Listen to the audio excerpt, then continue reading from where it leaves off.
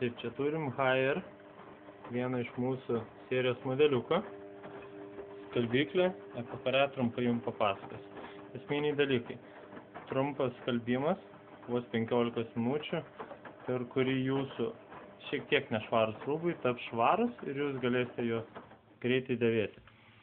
Noriu pabrėžti labai paprastą dalyką, kad įdėjau tik keletą rūbų, 5 ar 6, ir labai svarbus dalykas yra tas, kad dažniausiai skalbyklės turi pasisvėrimo funkciją, kuri leidžia pasimti skalbyklį tik tiek vandens, kiek reikia, o ne pusę skalbyklės su keletą rūbų. Mažas elektros sąnaudas.